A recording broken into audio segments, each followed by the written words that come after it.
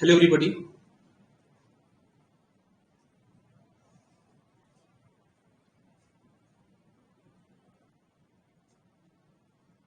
Hello everybody. Good evening Reena. Good evening Vidut Prabha. Good evening Arpit. Good evening Sachin. Good evening Swati. Good evening आकांक्षा. सभी लोग फटाक से audio video confirm करें. सभी लोग फटाक से ऑडियो वीडियो कंफर्म करें. All clear. Fine fine. चलो अपन क्लास को स्टार्ट करते हैं. आज का हमारा जो वीक है, जो अपना ये वीक है ना, मंडे टू सैटरडे, यहाँ पे हम लोग मेजरमेंट के जितने भी क्वेश्चन बन सकते हैं उन सभी को टारगेट करेंगे. ठीक है. यहाँ पे हमारे पास मेजरमेंट सब्जेक्ट के जितने भी इंपॉर्टेंट क्वेश्चन बन सकते हैं हम उसको डील करेंगे. हमारा जो ये इनिशिएटिव ये सभी के लिए फ्री है. इसमें हम week by week subject change करेंगे. जैसे ये वाला वीक है, इसमें हम लोग पूरा मेजरमेंट क्वेश्चन सॉल्व करेंगे. डेली टाइमिंग आपकी 9 PM टू 10 PM तक रहेगी. नेक्स्ट वीक फिर नेक्स्ट सब्जेक्ट लेंगे, फिर उसके वीक फिर अपन सब्जेक्ट लेंगे. मतलब ऐसा ये होगा कि जैसे अपना 2 महीने की बात करें तो हमारे पास 7 से 8 वीक पड़ते हैं. 2 महीने की बात करें 2 मंथ में, तो 2 मंथ में आपके सारे सब्जेक्ट का रिवीजन हो जाएगा क्वेश्चन के थ्रू, और फिर चीजें रिपीट होना स्टार्ट हो जाएंगी. फिर आपका नेक्स्ट वीक आ जाएगा तो फिर अपन क्या करेंगे, फिर से मेजरमेंट स्टार्ट करेंगे. इसकी पिछले वाले वीक में हम लोग डिजिटल का प्रैक्टिस सेशन कर चुके हैं. अगर जिनको रिकॉर्डिंग पढ़ना हो तो रिकॉर्डिंग भी देख सकता है. ठीक है. तो चलो अपन ज्यादा टाइम वेस्ट किए बिना अपन क्वेश्चन को स्टार्ट करते हैं. तो आप लोग के सामने मैं पहला क्वेश्चन ले रहा हूं. आप सभी लोग यहाँ पे आंसर करेंगे. जो भी आपके डाउट्स होंगे आप यहाँ पे कमेंट के थ्रू पूछ सकते हो. अगर आपको बोल के पूछना है तो आप हैंड रेज करके भी अपना डाउट पूछ सकते हो. यहाँ पे जो है वो ये है कि आपको चीजें समझ में आनी चाहिए. बस मेन मोटो ये है कि आप लोग को चीजें समझ में आनी चाहिए. राइट. तो ये आपका पहला क्वेश्चन मैं लेता हूं. यहाँ पे देखिएगा सभी लोग.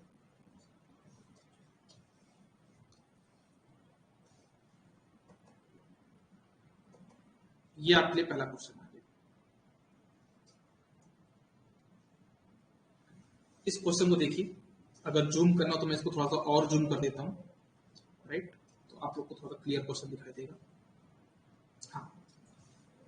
क्वेश्चन में बोला गया है आ रेजिस्टेंस ऑफ 105 ओम. आपका जो रेजिस्टेंस है ना वो कितने ओम का है, 105 ohm, is specified using significant figure as indicated below.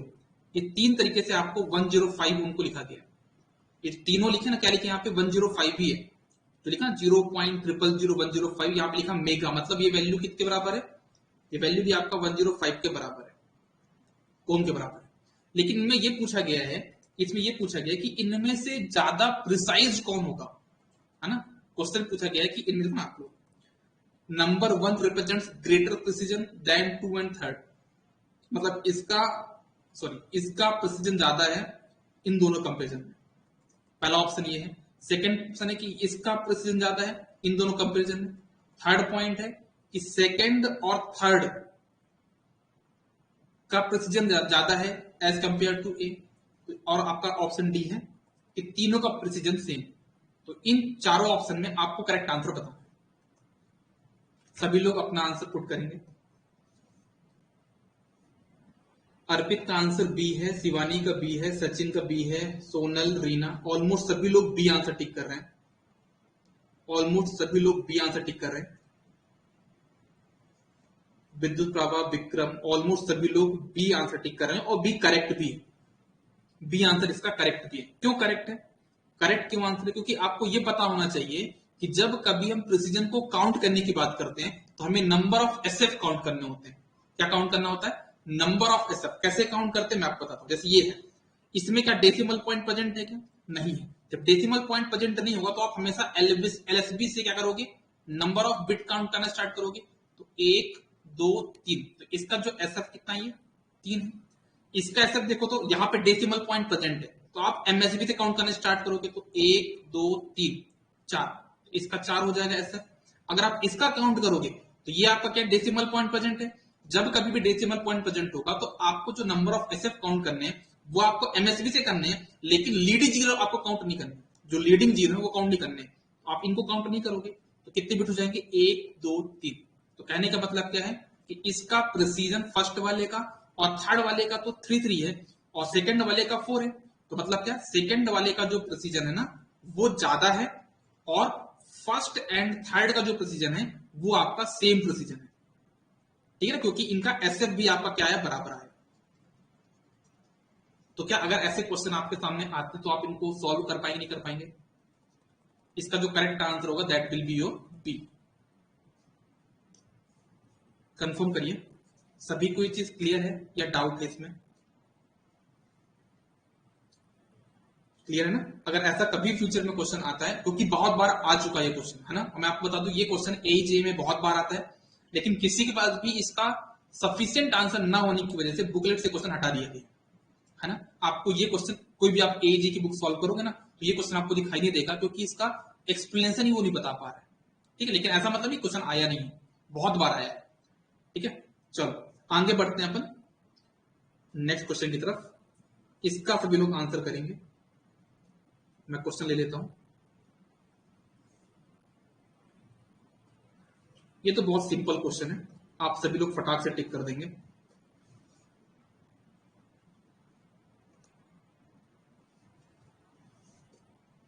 ये क्वेश्चन आ गया आपके पास, मैं जूम कर देता हूं। Precision is a necessary pre requisite of accuracy. Option D है, और मतलब ये आपका असर्शन है, और उसका जो रीजन दिया गया है प्रिसीजन गारंटी एक्यूरेसी। तो इसमें से करेक्ट आंसर क्या होगा? पहला पॉइंट बोल रहा है कि अगर हम एक्यूरेसी की बात करते हैं तो प्रिसीजन उसमें ऑटोमेटिकली काउंट हो जाता है। अगर हम एक्यूरेसी की बात करते हैं तो उसमें प्रिसीजन ऑटोमेटिकली काउंट हो जाता है, ये आपका असर्शन है। रीजन बोल रहा है प्रिसीजन गारंटी लेता है एक्यूरेसी की। तो इन चारों ऑप्शन में से करेक्ट आंसर क्या होगा? ऐसे क्वेश्चन आईएएस में ज्यादा बनते हैं। तो इसका जो करेक्ट आंसर होगा, राखी बोल रही है सी, अर्पित सी, स्वाति, सोनल, आकांक्षा, ऑलमोस्ट सभी लोग इसका आंसर सी बोल रहे हैं, है ना। इसका सभी लोग आंसर सी बोल रहे हैं, और C will be your correct answer, ठीक है ना। इसका जो सी होगा वो करेक्ट आंसर होगा। ऐसा मैं क्यों बोल रहा हूं? क्योंकि ये सबको पता है कि अगर हम एक्यूरेसी की बात करें ना, अगर कोई भी इंस्ट्रूमेंट एक्यूरेट है, इसका मतलब उसमें प्रिसीजन की कोई दिक्कत ही नहीं है। प्रिसीजन तो बाय डिफॉल्ट आपका क्या होगा, वहां पे ओके हो, उसमें कोई दिक्कत नहीं। लेकिन प्रिसीजन अगर अच्छा है, इसका मतलब नहीं कि एक्यूरेट अच्छा हो। हाईली प्रिसाइज इंस्ट्रूमेंट एक्यूरेट होना जरूरी नहीं है। इसको मैं एग्जांपल थ्रू बता देता हूं, क्योंकि बहुत लोग नए होंगे जिनको पता ना हो। जैसे मान लो कोई भी इंस्ट्रूमेंट से आप 10 एम्पीयर रीड करते हो, ठीक है, 10 एम्पीयर रीड करते हो, आपने इसको नंबर ऑफ रीडिंग ली, आपको एक बार रीडिंग आई कितना 10 एम्पीयर, एक बार रीडिंग आई कितना 9.8 एम्पीयर, एक बार रीडिंग आई पास यहाँ पे क्या 10.1 एम्पीयर, एक बार 9.6 एम्पीयर।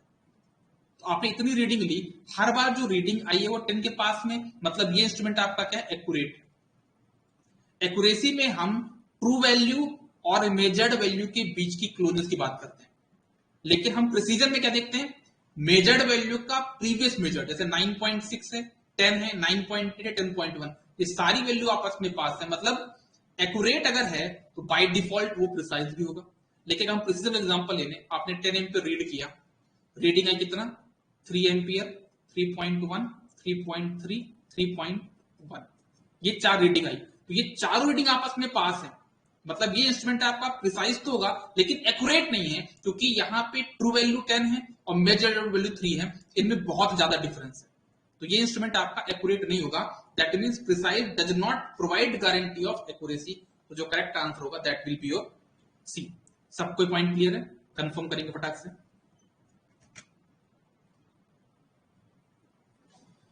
ओके चलो, क्लियर एंड नोटेड, क्या बात है। चलो आगे बढ़ते हैं नेक्स्ट क्वेश्चन पे।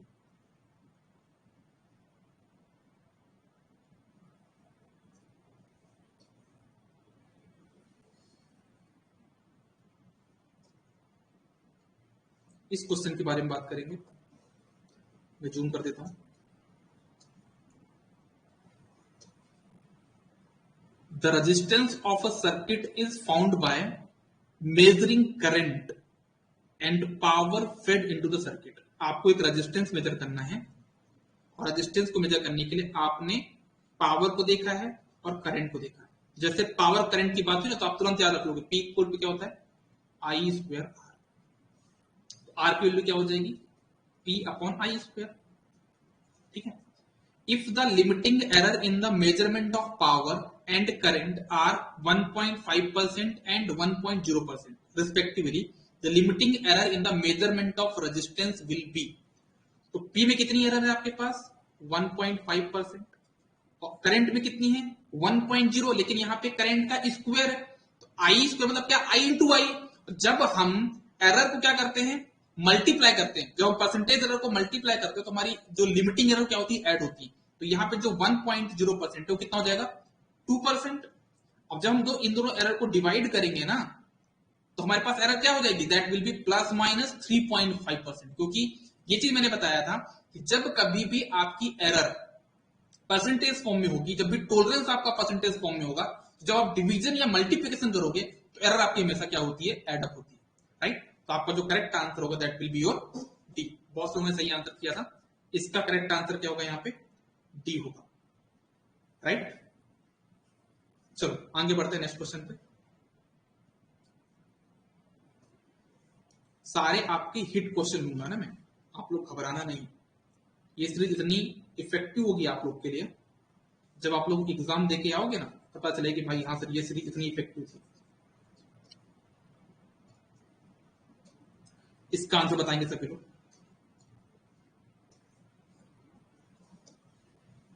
सभी लोग क्वेश्चन पढ़ लीजिए।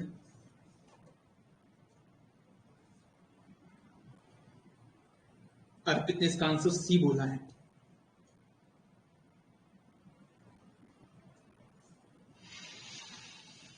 सभी लोग आंसर बताएंगे। सभी लोग आंसर बताइए। सी होगा क्या इसका आंसर? चलो सभी लोग सी बोल रहे हैं। क्लास अभी नहीं हो पाऊंगी। 20 मिनट्स, 20 मिनट्स, ठीक है। तो इसका जो करेक्ट आंसर होगा वो क्या होगा? इसका C will be your correct answer. कैसे इसको चेक करना है? कैसे चेक करना है बताता हूं। सबसे पहले जब ऐसा कभी क्वेश्चन आए ना, सबसे पहले आपको एक स्केल इमेजिन करनी है अपने दिमाग के अंदर। कर लिया आपने? उसकी जो एफएसडी वैल्यू कितना? 150 वोल्ट, ये आपको इमेजिन करना है। यहाँ पे 0 वोल्ट, ठीक है। और आपको रीड कितना करना है? देखो यहाँ पे कितना आपके पास एरर है। यहाँ पे जो एरर एक्यूरेसी का कितना? 1%। का मतलब यहाँ पे आपके पास 1% एफएसडी, मतलब क्या है यहाँ पे जो आपका परसेंटेज गारंटी एक्यूरेसी है आपका 1% है। जब आप 75 वोल्ट रीड करोगे, मतलब हाफ आए ना आप यहाँ पे, 150 का हाफ आए ना, जब 150 का हाफ आए तो आपकी एरर क्या होगी? Just double. तो यहाँ पे अगर 1% आपकी कितनी हो जाएगी? 2%। ज्यादा फंसना ही, डायरेक्ट आपका आंसर आ जाएगा क्या? सी, ठीक है ना। तो आपको ये चीज जो मैंने यहाँ पे करके बताया वो आपको डायरेक्टली इमेजिन कर देना, ठीक है। गुड इवनिंग विकास। सभी को क्लियर है क्वेश्चन? चलो आगे बढ़ते हैं नेक्स्ट क्वेश्चन पे। ऐसे ऐसे अपन क्वेश्चन सॉल्व करते रहेंगे। ये वाला क्वेश्चन एक और मैं ले लेता हूं, ठीक है। ये क्वेश्चन मैं और ले लेता हूं एक, इसको आप लोग बताना। इस बार देखना पड़ेगा थोड़ा सा।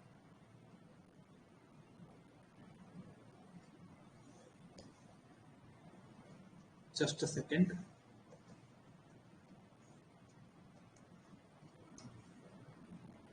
इसके भी ऑप्शन भी ले लेता हूँ ना, 2 मिनट वेट करिएगा, पूरा क्वेश्चन कॉपी कर लूँ मैं।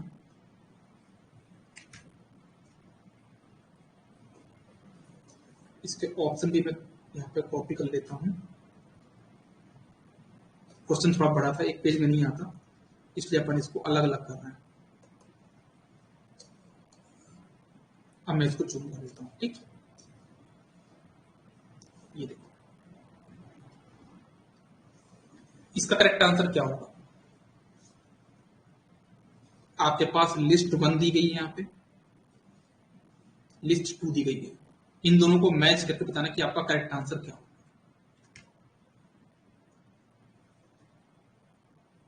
जनरल कैसे करेंगे?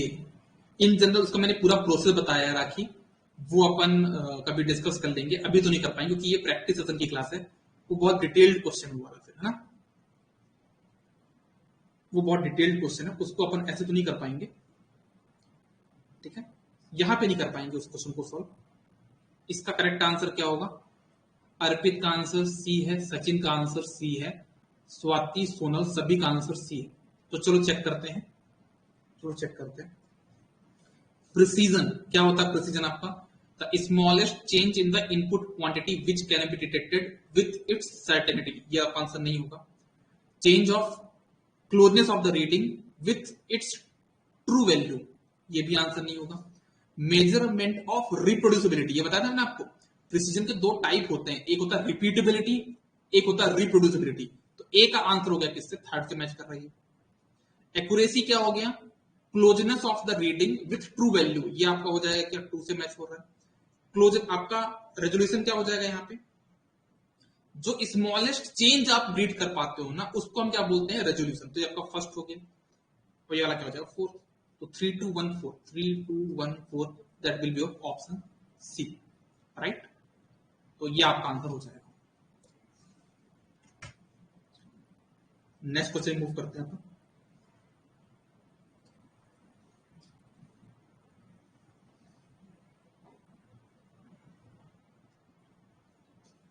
इसका देखते हैं कितने लोग सही आंसर कर पाते हैं, क्योंकि बात तो तब जब नए क्वेश्चन को आप सॉल्व कर पाओ ना। इजी क्वेश्चन तो कोई भी सॉल्व कर लेता है। इसके बारे में देखना, इसके बारे में आंसर करो सभी लोग फटाक से। गुड इवनिंग पवन। पवन लेट को ज्वाइन किया आपने यार, क्लास को लेट ज्वाइन मत किया करो आप लोग यार। लेट ना को ज्वाइन किया करो यार, टाइम पे आ जाया करो। इन अ मेजरिंग इंस्ट्रूमेंट, पहला पॉइंट है, linearity is more important than sensitivity. Okay, option 2 है, मतलब सेकंड पॉइंट है। High precision indicates high accuracy, ये तो गलत है, ये तो अभी थोड़ी देर पहले बोला कि गलत है। Accuracy can not be better than resolution, ये भी सही लग रहा है। तो इसमें जो करेक्ट आंसर होगा वो क्या होगा? स्वाति आपने कैसे सी बोल दिया यार? High precision indicates high accuracy, क्या पॉइंट कभी सही हो सकता? क्या कभी नहीं हो सकता ना, ये पॉइंट तो हमेशा के लिए गलत हो गया। इसका जो करेक्ट आंसर होगा that will be your D, ठीक है ना। इसका जो करेक्ट आंसर होगा वो डी होगा, क्योंकि लीनियरिटी आपकी हमेशा सेंसिटिविटी से इंपॉर्टेंट होती है। मैंने हर एक इंस्ट्रूमेंट में आपको ये बोला ना, पीएमएमसी की स्केल क्या? लीनियर। एमआई क्या? Non linear. ओहो, परेशान हो जाते थे अपन, जैसे ही नॉन लीनियर स्केल है अपन परेशान हो जाते थे। ईडीएम, अरे नॉन स्केल, परेशान हो गए। लीनियरिटी सबसे ज्यादा इंपॉर्टेंट है अपने लिए, है ना। तो पहला पॉइंट तो करेक्ट है, इसमें कोई दिक्कत नहीं, क्योंकि लीनियरिटी क्या किसको डिपेंड करती है? कॉस्ट। अगर इंस्ट्रूमेंट आपका लीनियर नहीं होगा ना, तो उसका कैलिब्रेशन कॉस्ट बहुत ज्यादा होगा। अगर कोई भी इंस्ट्रूमेंट लीनियर नहीं होगा ना, उसका कैलिब्रेशन कॉस्ट बहुत ज्यादा होगा। ये मान के चलो आप लोग, ये मान के चलो, जैसे मान लो आपके पास पीएमएमसी है, उसका जो पीएमसी जो बनाया नहीं, बहुत टफ है, बहुत मतलब बहुत कॉस्टली है, लेकिन उसमें अच्छी बात है कि उसका कैलिब्रेशन बहुत आसान है।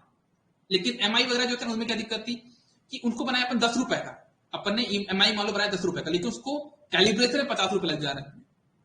समझ में आ रहा है क्या बोला? तो आप ये समझ जाओ कि आपने एक समोसा ऑर्डर किया है दिल्ली से अपने लिए, तो समोसा 10 रुपए का ना, लेकिन जो उसका डिलीवरी कॉस्ट आ रहा है कितना लग रहा है? वो 100 रुपए लग रहा है। तो वो दिक्कत है यहाँ पे। तो इसलिए हम बोलते हैं linearity will be always important than sensitivity, ये पॉइंट है। प्रिसीजन हाई एक्यूरेसी को रिप्रेजेंट नहीं करता, तो गलत हो गया statement. Accuracy can not be better than resolution, ये पॉइंट भी सही है, ठीक है ना। तो आपका जो करेक्ट आंसर होगा that will be your D. First and third statements are correct. Okay, next question पे मूव करते हैं अपन।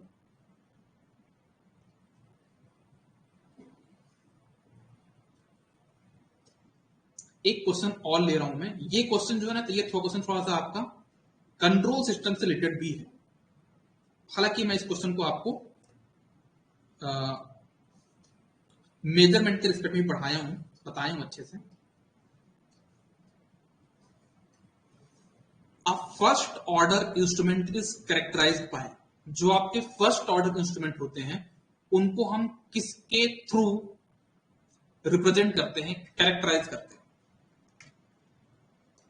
आपने फर्स्ट ऑर्डर इंस्ट्रूमेंट जो होते हैं हमारे, उनको हम किसके थ्रू कैरेक्टराइज करेंगे?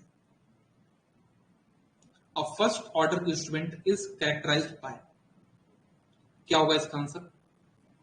सोच समझ के आंसर दीजिएगा सभी लोग।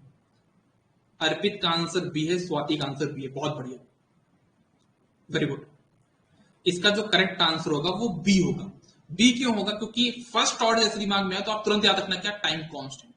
क्योंकि अपन ने कंट्रोल सिस्टम में पढ़ा था ना, जो फर्स्ट ऑर्डर सिस्टम होते हैं उनका जो अपना ट्रांसफर फंक्शन होता है 1/s टाउ होता है। याद है आप लोग को? जो कंट्रोल सिस्टम पढ़ा होगा उन्हें, उनको पता होगा कि उनका जो ट्रांसफर फंक्शन होता है फर्स्ट ऑर्डर इंस्ट्रूमेंट का, वो 1/s टाउ होता है, मतलब टाइम कांस्टेंट के फॉर्म में रिप्रेजेंट किए जाते हैं। और सेंसिटिविटी तो हम देखते ही हैं यार, उनकी सेंसिटिविटी भी होगी, तो ये क्या होगा, आपका करेक्ट आंसर बी होगा।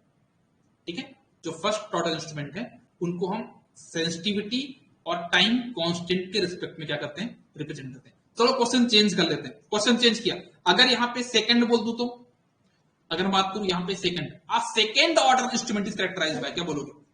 अगर मैं यहां पे सेकंड बोल दूं तो क्या हो जाएगा आपका आंसर? तब जाके आपको हो जाएगा sensitivity, damping coefficient and natural frequency of oscillation. एक ऐसे किया अपन ने, आपको पता होना चाहिए कि आपका इस केस में क्या होता है फॉर्मूला सेकंड ऑर्डर का, omega n square upon s into s plus 2 zeta omega N.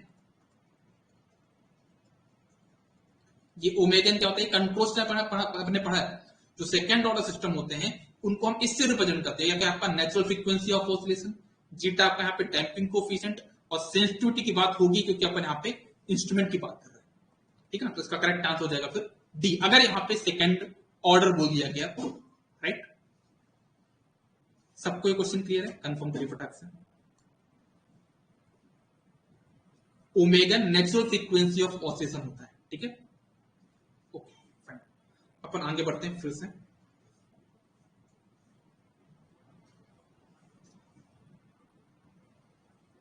इसके बारे में देखते हैं लोग क्या बोलते हैं इसको। एक क्वेश्चन और लेता हूं मैं। कभी कभी ऐसा होता है ना कि अपन लोग जो है बहुत छोटे क्वेश्चन में मिस्टेक कर देते हैं, है ना, और वो क्या होता है, प्रॉपर नॉलेज ना होने की वजह से। चलो इस क्वेश्चन को देखते हैं।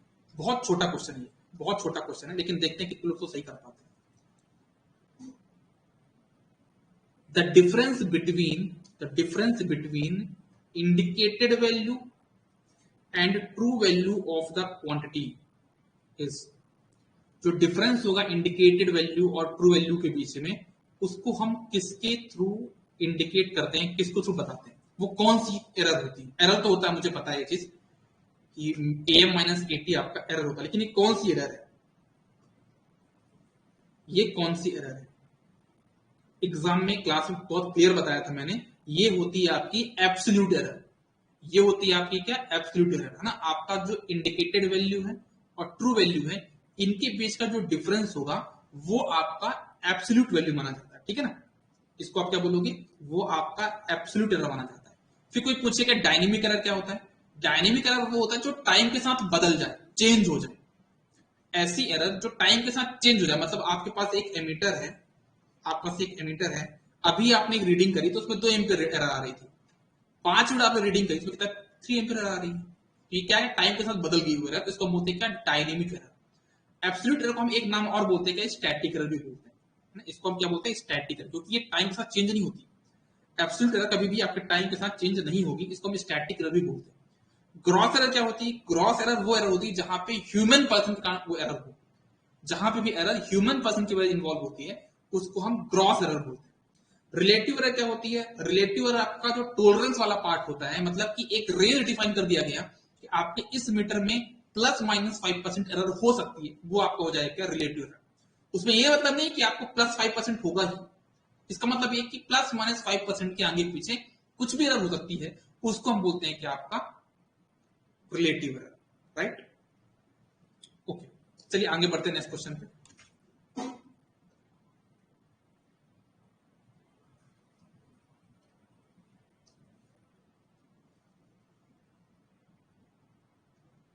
इस क्वेश्चन को सभी लोग आंसर करेंगे। इस क्वेश्चन में हो सकता है कुछ लोग आप लोग मिस्टेक कर सकते हो, कुछ लोग मिस्टेक कर सकते हैं। देखते हैं क्या लोग, बाकी लोग क्या टिक करते हैं। सभी लोग बताइए।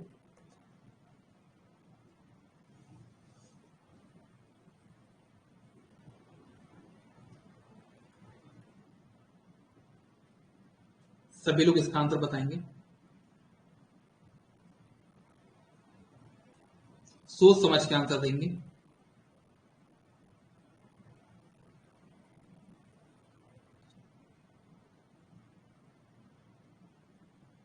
The total error I equals to I1 plus I2 in a circuit is, I की वैल्यू आपको दी है, I2 की वैल्यू दी है यहाँ पे, where the limits of error are given as standard deviation। यहां पे थोड़ा समझना होगा आपको, ठीक है। I is measured as, Sachin इसका आंसर ए बोल रहे हैं,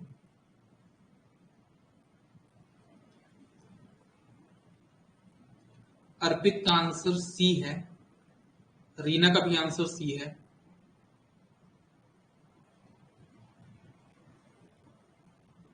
पवन का आंसर भी सी है।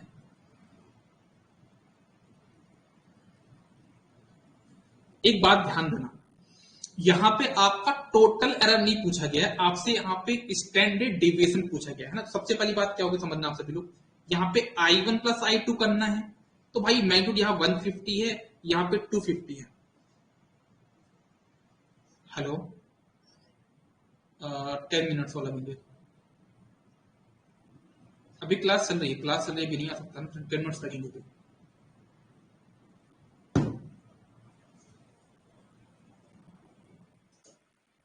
ठीक है, यहाँ पे I1 I2 है, दोनों को अपन अगर ऐड करें तो 150 प्लस 250 कितना हो जाएगा 400, तो सभी जगह 400 तो है, ठीक है, सभी जगह 400 है। अब बात यहाँ पे क्या हो रही है, बात यहाँ पे क्या हो रही है, अगर हम बात करें कि अगर हम स्टैंडर्ड डिविएशन निकालो तो कैसे निकालेंगे, हम यहाँ पे अंडर रूट है, इसका फॉर्मूला समझना, अंडर रूट होता है, फिर यहाँ पे क्या करोगे, क्या del I upon del I1 का स्क्वायर, और इसका क्या है आपका एरर कितना है, सिग्मा आई स्क्वायर, ये होता formula, plus del I upon del I2 sigma I2 square. तो देखो del I upon del I2 करोगे ना तो कितना आ जाएगा ये आपका 1, कितना आ जाएगा ये 1, और ये कितना आपके पास यहाँ पे 1, तो 1 का स्क्वायर हो जाएगा, अंडर रूट 1 का स्क्वायर, प्लस ये भी कितना हो जाएगा 1, तो कितना हो जाएगा यहाँ पे, और ये कितना आपके पास यहाँ पे 2%, तो आपका जो आंसर है क्या जाएगा अंडर रूट ऑफ 1 प्लस 4, कितना हो जाएगा अंडर रूट 5, कितना हो जाएगा अंडर रूट 5 मतलब क्या 2.24। इसका जो करेक्ट आंसर होगा वो बी होगा, ठीक है ना। ये क्वेश्चन का आंसर चेंज क्यों हुआ, क्योंकि यहाँ पे स्टैंडर्ड डिविएशन दिया गया है। अगर आपसे यहाँ पूछा क्या परसेंटेज लिमिटिंग एरर निकाल लो, तो आप क्या बोलते डायरेक्टली यहाँ पे, आप बोलते क्या कि सर ये हो जाएगा आपका आंसर क्या ए, क्योंकि आपको एडिशन करना है ना, एडिशन और सब्ट्रैक्शन पे आपकी इंडिविजुअल एरर एड अप होती है, ये बात सबको पता है, तो हम यहाँ पे आंसर ए बोल देते हैं, लेकिन यहाँ पे स्टैंडर्ड डिविएशन बोला गया है, उसका आपका मेथडोलॉजी ये होगा, करेक्ट आंसर बी होगा। अब कुछ लोग बोलेंगे कि सर ये क्वेश्चन कैसा है यार, हाँ आप लोगों ने लिमिटिंग एरर कर दिया इसमें, है ना। अब मैं पूछूंगा कि सर ये क्वेश्चन क्यों बनाया गया, आप लोगों को कंफ्यूज करने के लिए बनाया गया, ये जो क्वेश्चन बनाया गया ना क्यों बनाया गया, आप लोग को प्रॉपरली कंफ्यूज करने के लिए बनाया गया है, क्योंकि सभी को पता है कि लिमिटिंग एरर समझ के उसका आंसर ए टिक कर देंगे, ठीक है ना। लेकिन आपको समझना होना चाहिए, समझ में आना चाहिए कि यहाँ पे स्टैंडर्ड डिविजन कभी भी दिया होगा तो हमको ऐसे सॉल्व करना है, ठीक है। Is it clear to everybody, is it clear to everybody.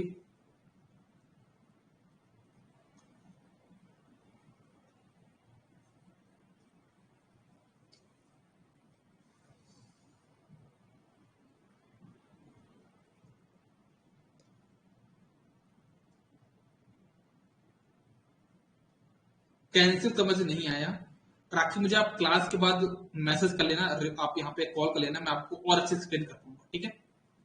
आप मुझे क्लास के बाद पूछ सकते हो और मैं अच्छे से बता पाऊंगा कि कैसे हम इसको सॉल्व करते हैं, ठीक है। Del I upon del I1 में कुछ भी अपन ने काम नहीं किया, अगर I1 प्लस I2 को अपन I1 के फॉर्म में मतलब I1 के रिस्पेक्ट में डिफरेंशिएट करेंगे ना तो 1 ही तो आएगा, है ना, ऐसे किया मैंने, उसको अपन ने कैंसिल नहीं किया, डिफरेंशिएशन को 1 लिया था बस, ठीक है। तो इस क्वेश्चन की बात करते हैं अपन, नेक्स्ट क्वेश्चन पे, इस क्वेश्चन को सभी लोग आंसर करेंगे।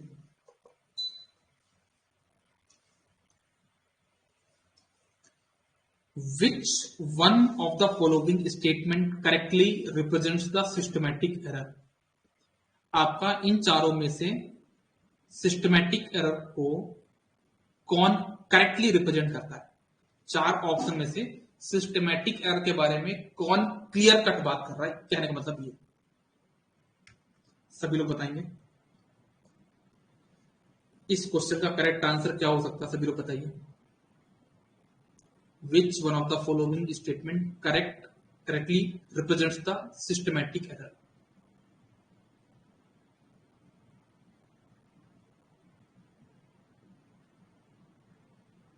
स्वाति का ए है, विक्रम का ए है, आकांक्षा का ए है, रीना का ए है, राखी, सचिन, अर्पित का आंसर सी है, सोनल का ए है, पवन का सी है।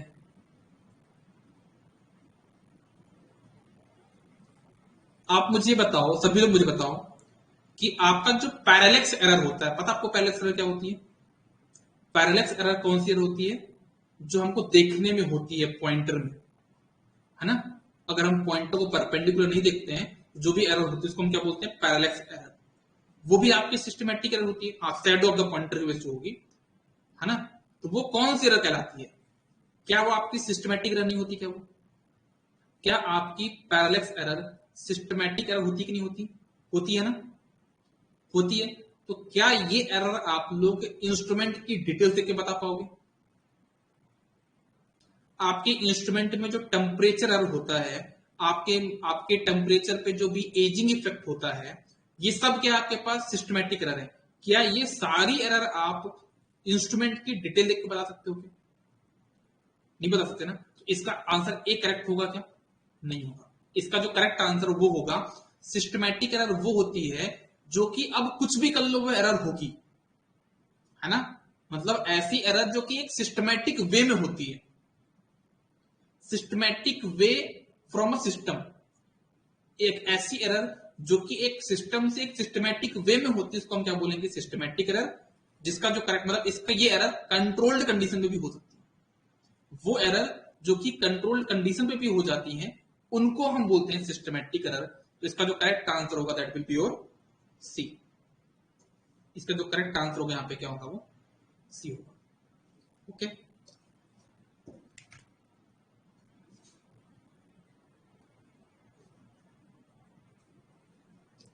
इस क्वेश्चन का आंसर अगर आप लोग 10 सेकंड के अंदर नहीं दे पाए, मतलब आप लोगों ने मुझसे नहीं पढ़ा।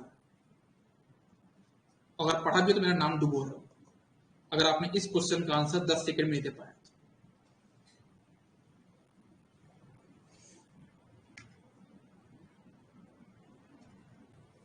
क्या बात है, क्या बात है, क्या बात है। ए, क्या बात है ना। तो जैसे मैंने आपको मेथोडोलॉजी बताई, वैसी मेथोडोलॉजी आपको लगानी है। सबसे पहले क्या करना है, जो स्केल आपको दी है, क्या दी यहाँ पे 0 से लेके 200, ये आपको चेक कर लेना है। और 200 पे जो एरर कितनी है आपके पास? 1%, यहाँ पे 1%। फिर पूछना आपको 50 में कितना होगा, तो 50 और 200 में कैलकुलेशन है 1/4 है। ये 1/4 है, तो यहाँ पे क्या हो जाएगी आपकी? अगर यहाँ पे 1% तो 4 इसका मल्टीप्लाई करता है 4%, तो आपका आंसर क्या हो जाएगा? ए। सिंपल, है ना। इसका जो लॉन्ग टर्म मेथड है वो मैं आपको क्लास में ऑलरेडी करा चुका हूं, है ना। जो अपना डिटेल्ड कोर्स है उसमें ऑलरेडी पढ़ चुके हैं। लेकिन ये जो कोर्स है ये डिटेल्ड कोर्स नहीं है। यहां तो हम लोग क्या कर रहे हैं, सिर्फ क्वेश्चन के थ्रू रिवीजन कर रहे हैं, राइट। अच्छे अच्छे क्वेश्चन की प्रैक्टिस कर रहे हैं। जितने भी क्वेश्चन है वो सारे आईएएस के क्वेश्चन है। जितने भी क्वेश्चन है वो सारे के सारे आईएएस के क्वेश्चन। कोई भी ऐसा नहीं कि मैंने जेई का लेवल क्वेश्चन लिया, वो आप बहुत अच्छे से टिक भी कर पा रहे हो, ठीक है। ऐसा नहीं कि आप लोगों को दिक्कत जा रही। इसका आंसर बताना आप लोग क्या होगा।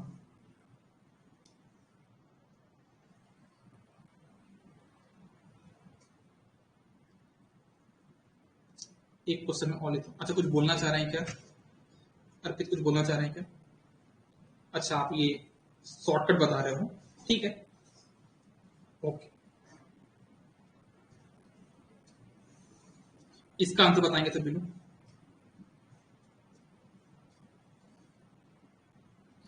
The application of the instrument in wrong manner in the procedure of measurement results in an। आपके किसी भी इंस्ट्रूमेंट का जो हम यूज करें गलत तरीके से, गलत तरीका मतलब जैसे कि मान लो वोल्ट मीटर है, लगाना चाहिए पैरेलल में, लगा दिया सीरीज में। एमीटर को लगाना चाहिए सीरीज में, लगा दिया पैरेलल में, है ना। आपका पावर फैक्टर 0.8 लेकिन आपने वॉट मीटर लगा दिया, एलपीएफ वॉट मीटर लगा दिया। तो ये सब जो मिस्टेक्स है वो कौन सी एरर में कहलाएंगी? The application of the instrument in a wrong manner, ये आपकी कौन सी एरर में कहलाएंगी?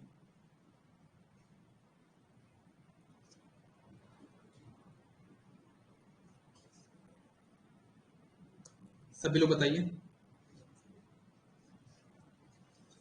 इसमें थोड़ा सा आप लोग को समझना पड़ेगा, है ना। इसमें कुछ लोग को समझना पड़ेगा, क्योंकि जैसा यहां पे क्वेश्चन का जो इंडिकेशन है वो आपका आंसर जा रहा है ग्रॉस एरर की तरफ, ठीक है। यहाँ पे जो क्वेश्चन का जो आंसर जा रहा है उसका जा रहा है ग्रॉस एरर की तरफ। मतलब कोई भी इंस्ट्रूमेंट को हम, किसी भी इंस्ट्रूमेंट को हम गलत तरीके से यूज कर रहे हैं तो उस टाइम पे जो एरर आ रही है उसको हम बोलेंगे ग्रॉस एरर। लेकिन मान लो, एज्यूम करो कि आपने उस इंस्ट्रूमेंट को गलत तरीके से यूज कर लिया, अब वो इंस्ट्रूमेंट रखा है, अब आप उसको सही तरीके से यूज कर रहे हो, ठीक है।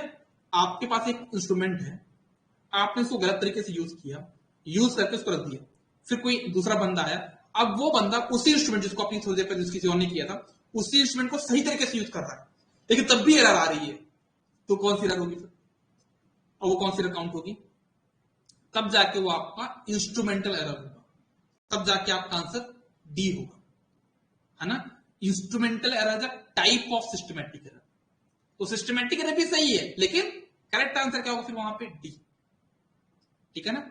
ये क्वेश्चन थोड़ा सा कंफ्यूज क्वेश्चन है। जैसे अगर हम बात करें कि क्वेश्चन का जो स्टेटमेंट है, the application of the instrument in wrong manner in the procedure of measurement results in, मतलब बात यहां पे मेजरमेंट अभी चल रहा है, आपने उसको गलत तरीके से यूज किया तो कौन सी एरर मिलेगी? उसको मिलेगी क्रॉस एरर, क्योंकि वहां पे ह्यूमन किस्म की मिस्टेक्स। तो इसका जो करेक्ट आंसर अभी हम जो देख के बात करेंगे वो होगा ग्रॉस एरर। कुछ लोग इसका आंसर डी टेक करेंगे, वो गलत हो जाएगा, क्योंकि यहां पे क्लियरली बोला गया है in the procedure of the measurement, मतलब आपका जो गलत तरीके से आप उसको यूज करो वो मेजरमेंट अभी चल रहा है, उसमें क्या काउंट होगा? ये आपका ये ग्रॉस एरर पे काउंट होगा, ठीक है। तो इसका जो करेक्ट आंसर होगा that will be your C. हम नेक्स्ट क्वेश्चन मूव करते हैं। आज की क्लास का लास्ट क्वेश्चन है ये। इस क्वेश्चन को भी 10 सेकंड में अगर आपने सॉल्व नहीं किया ना तो अंकित सर का नाम डुबो दोगे।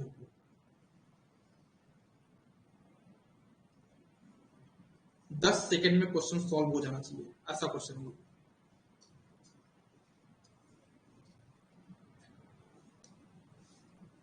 बताइए, a 0 to 25 ampere ammeter has,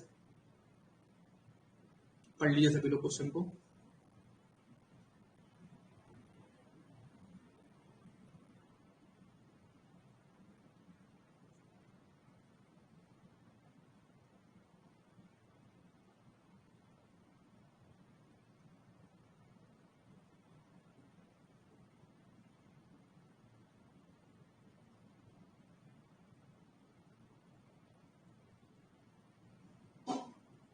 कुछ मिस्टेक है क्या इस क्वेश्चन में? क्या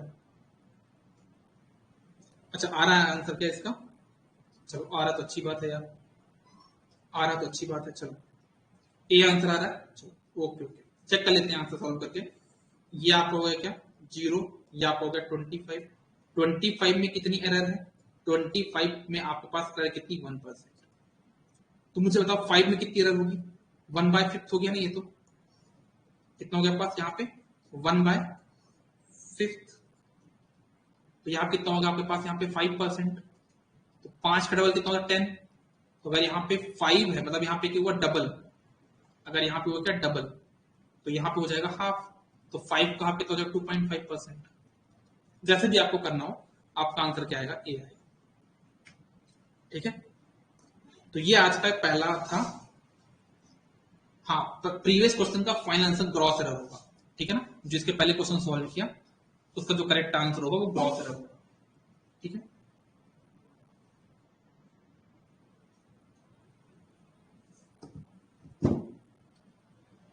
चलिए मिलते हैं अपन नेक्स्ट क्लास में। आज के लिए बस इतना ही। कल अपन कल अपन इसी टाइम पे फिर मिलेंगे और इस वीक पे पूरा अपन मेजरमेंट ही सॉल्व करेंगे। इसके जो नेक्स्ट वीक वाला जो चैप्टर होगा वो अपना होगा माइक्रो प्रोसेसर का, ठीक है ना। अगर आप लोग को दिक्कत ना हो तो अभी भी 7 डेज है, आज मंडे है, संडे तक का टाइम है, आप लोग मेजरमेंट को रिवाइज कर लीजिए, ठीक है। और सॉरी, आपका माइक्रो प्रोसेसर को रिवाइज कर लीजिए, ठीक है। मेजरमेंट तो हम लोग यहाँ पे कर ही रहे हैं। पावर इलेक्ट्रॉनिक्स क्लास चल रही है बेटा अभी, हाँ अभी उसमें चॉपर चल रहा है, chopper is about to end, वो अभी कंप्लीट हो जाएगा कल परसों तक में, फिर अपन इन्वर्टर स्टार्ट करेंगे। न्यू कोर्स कौन सा होगा? न्यू कोर्स अभी अगर हम इस पे बात करें, जो फ्री सेशन है उसमें होगा माइक्रो प्रोसेसर, जो फ्री सेशन है, ठीक है। और पेड पे तो आपका ये चल ही रहा है ना, पेड पे आपका एनालॉग चलने वाला है, अभी स्टार्ट होने वाला है। इंडक्शन जस्ट आज ही स्टार्ट हुआ है, नेक्स्ट वीक आपका शायद से मटेरियल साइंस या एनालॉग स्टार्ट हो जाएगा, ठीक है। यूडब्ल्यूबी अबाउट टू कंप्लीट। किसकी टाइमिंग पूछ रहे हो राखी, किस चीज की टाइमिंग? पीई की टाइमिंग 5 PM पे रहती है, पावर इलेक्ट्रॉनिक्स की क्लास 5 PM पे रहती है, ओके। अभी हमको लगभग 7 से 8 क्लास और लगेंगी, वो कंप्लीट हो जाएगा। एनालॉग जैसे ही पावर ट्रांस कंप्लीट होगा उसके साथ ही में आपका एनालॉग स्टार्ट हो जाएगा पर भी तो वो करवा दूंगा, डोंट वरी, है ना। पावर बहुत अच्छे से करवा दूंगा, डोंट वरी, बिल्कुल मत घबराओ, ठीक है ना। क्योंकि अपना ऑलमोस्ट 80% 90% सिलेबस में कंप्लीट करा चुका हूं, 10% बचा हुआ बस, वो तो बहुत जल्दी हो जाएगा, ठीक है। चलो मिलते हैं नेक्स्ट क्लास में, बाय बाय एवरीबॉडी।